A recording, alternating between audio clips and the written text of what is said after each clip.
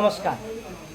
म यतिखेर नेकपा एमालेका नेता तथा बौद्धिक व्यक्तित्व दिल्ली विशेषज्ञ छु। राजा काठमाडौँ फर्किने क्रममा जुन कुराहरू भइरहेको भव्य ठुलो एउटा मास चाहिँ त्यहाँ जन्म भएको देखिन्छ, त्यसलाई तपाईँ एउटा बौद्धिक लेभलका हिसाबले कसरी हेर्नुहुन्छ? होइन, यो अब राजा भनेर त म मान्दैन। किन भन्दाखेरि राजा त छँदै छैन। जो चिज सिद्धियो त्यो चाहिँ आउँदैन, फेरि पनि पद चाहिँ सिद्धेर फेरि आउने कुरै हुँदैन। राजा भने कसलाई भनेर मान्ने? जस्तो हामी पश्चिम नेपालमा 2224लाई मान्ने कि होइन, जस्तो त्यसो हो भने राजा भने त कसलाई बनाउने? जो यो पश्चिम क्षेत्रको तल्लो भेग, जसरी सुमेरु वर्माको सन्तानहरूले चाहिँ सल्यानमा राजा गरेर दाङ, रोल्पा अनि त्यस पछाडि लगायतका पहाडी क्षेत्रमा उनीहरूले राजकाज गरेका थिए। त्यस पछाडि आएर काला सुल्तानहरूको पालाले गरे। अब तिनका वंशजहरूलाई राजा भनेर मान्ने कि अहिलेका यी शाह वंशीयहरूलाई मान्ने कि अथवा लिच्छवीकालीन राजाहरूका सन्तानलाई मान्ने कि गोपाल वंशलाई मान्ने कि महेशपाल भन्ने? तपाईँले राजा नमान्दै गर्दा तर मान्नेहरू त काठमाडौँमा ठुलो भिड देख्थ्यो। त्यस्तो छ। अब मान्छेहरूमा भावनात्मक रूपमा कुरा गर्दा त जहिले पनि हुन्छ, तितो खाने मान्छे पनि हुन्छन्, मिठो खाने मान्छे पनि हुन्छन्। तर अब कतिपय रूपमा राजनीतिक रूपमा सचेत अथवा जानकारी गराउन नसक्नुको कारणले दलहरूले त्यस्तो पनि हुन सक्छ। अब ठ्याक्कै राजावादी भनेरै कोही त्यसरी लाग्ने भन्दा पनि स्वार्थले लागिरहेछन्। जस्तो राप्रपाले नेतृत्व गरेको भन्ने छ एकातिर, अर्कोतिर चाहिँ अब दुर्गा प्रसादले नेतृत्व गरेको भन्ने छ अर्कोतिर त्यसभित्र पनि अरू हिडन पक्षहरूले पनि नेतृत्व गरेको पूर्व सेनाका मान्छे अथवा पूर्व फौजी हुँ भन्ने विभिन्न खालका मान्छेहरू त्यहाँ छ। नेतृत्व कसले गर्यो कि राजाले म आफै फिर्ता हुन्छु भनेर भन्न सक्नु पर्यो। त्यो अवस्था छैन, नीतिले छैन, विधिले छैन, कि क्रान्ति नै गर्नु पर्यो। कस्तो क्रान्ति गर्ने भने शान्तिपूर्ण होस् या हिंसात्मक होस्। त्यसैले यो पछाडि लाग्ने मान्छेहरू कतिसम्म टिक्ने भन्ने कुरा हो। राप्रपाको आफ्नै एजेन्डा छ। राप्रपा कसरी एजेन्डा छ भने सांसद पनि छ अनि राजावादी पनि छु भन्न भन्छ क्या। त्यो सधैँ सुहाएन क्या। कति पनि किन सुहाएन भन्दाखेरि सांसद छोड्नु पर्यो नि। आज दुर्गा प्रसादले भन्नुभयो त छोडेर जान्छन्, हामी राजालाई मात्र बचाउँछौ भन्छन् भने त्यो चाहिँ तिनीहरू राजावादी भन्न सकिन्छ। चिज पनि मिठै पापा पनि मिठै भन्ने त हुनै सक्दैन। जनाधार त उर्लिरहेको छ नि। जनाधार होइन, यसमा एउटा कुरा के छ भने काहीँ न काहीँ कतैको कसैको मनमा के छ भने धार्मिक आस्था सबैभन्दा ठुलो आस्था भइरहेछ।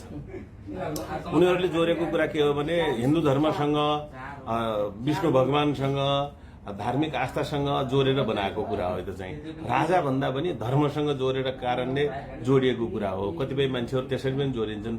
आस्था धर्म त मान्न पाइयो, सबैले भन्न पनि पाइयो। तर अब राजा आएर राजा बनाएर लागौँला जुटौँला भन्ने त मान्छेहरूको संख्या नै एकदमै कम हो। भिडमा एउटा अनौठो दृश्य देखियो।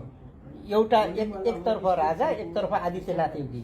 यो चाहिँ प्रधानमन्त्रीको सचिवालयले गराउन लगाएको भन्ने कुरा अहिले छ्यापछ्यापी बाहिर आइरहेको छ। त्यो त होइन, त्यो त प्रष्टै जसले बनाएको त्यसले चाहिँ प्रष्टै आफ्नो नाम फलानु हो भनेर लेखिसक्नु भएको छ नि। त्यहाँ त त्यसमा छैन। अर्को कुरा के हो भने यो राजनीति गर्नेहरूले, शासन प्रणाली गर्नेहरूले चाहिँ आफ्नो बलमा अड्डिनु पर्यो, अर्काको बलमा अड्डिएर भएन। अब छिमेकी मुलुक, अझ हाम्रो छिमेकी ठाउँका मुख्यमन्त्रीको जसरी फोटा राखियो त्यो गलत हो। चाहे इन्डियाले पनि चाहिँ तपाईँको आदित्यनाथकै मान्छेहरूले पनि त्यो ठिक मान्नुहुन्न। किन मान्नुहुन्न भन्दाखेरि उहाँहरूले राख्नुहोस् भने त होइन। उहाँहरूले राख्नुहोस् भन्दाखेरि त त्यस्तो एउटा फोटो मात्र राखेर बस्नु होला र फेरि राजनीति बुझेको मान्छेले त्यत्रो देशको ठुलो प्रदेशको मुख्यमन्त्री जानेको बुझेको सबै बुझेको मान्छेले मेरो फोटो राख भन्दैन। यो त ब्ल्याकमेलिङ गरेको, सरासर उहाँहरूलाई अपमान गरेको, उहाँहरूलाई गल्ती गरेको।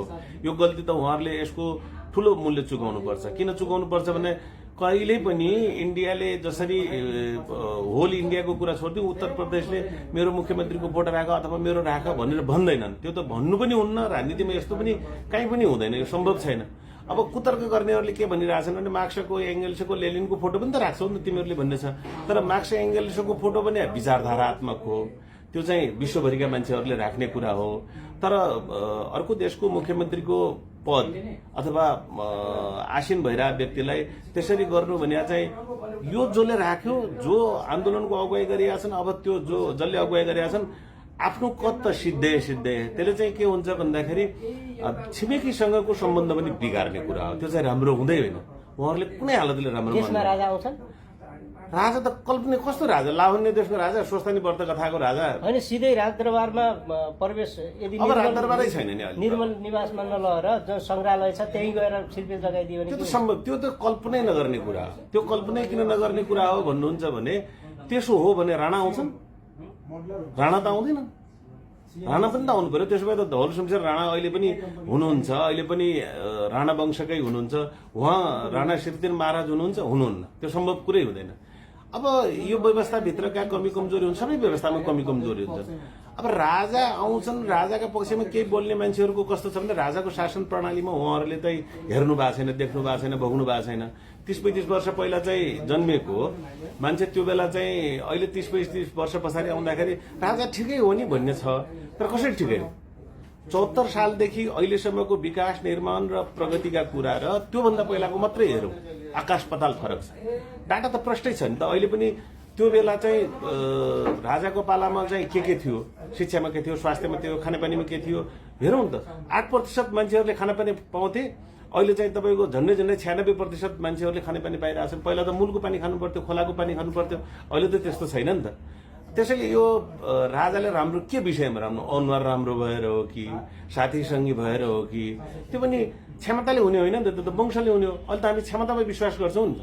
क्षमतामा विश्वास गर्ने प्रणाली छ, मान्छेले भोगिसकेका छन् समावेशी समानुपातिक कुराबाट जुन प्राप्ति गरिरहेछन्।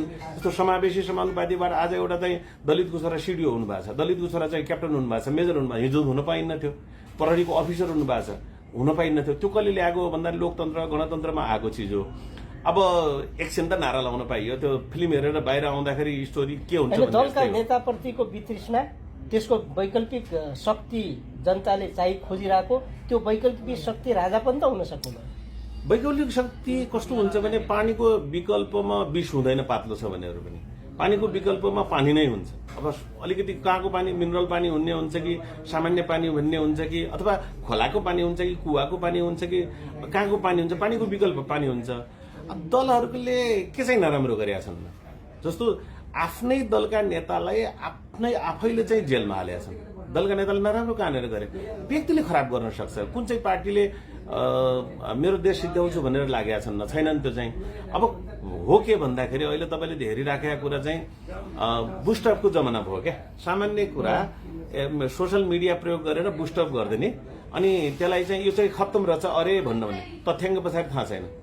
अब दलहरूले नराम्रो गरेका छन् भन्ने कुरामा व्यक्तिले नराम्रो गर्न सक्छ, दलभित्र एउटा व्यक्ति नराम्रो हुन सक्छ, तर चाहिँ यो दलहरूले समग्रमा नराम्रो गरे, यिनीहरूले केही प्रगति गरेन भने त सरासर गलत हो। दलभित्रका जुन नेताहरू छन् नि, सधैँभरि तिनी नेताहरू भए, नयाँ मान्छेलाई आउने दलहरूभित्र समस्या हुन सक्छ, दलभित्रको समस्या हो। त्यसलाई कसरी समाधान गर्नका लागि त त्यसैका कारण राजा मैले मेरो दलभित्र त्यो त होइन, त्यो त विकल्प हो भने मैले मेरो दलभित्र लड्नु पर्यो, मैले मेरो लागि अवसर पाउनका लागि लड्न सक्नु पर्यो। मुखती चाहिँ गएर प्रचण्डको अगाडि गएर को बोल्छ?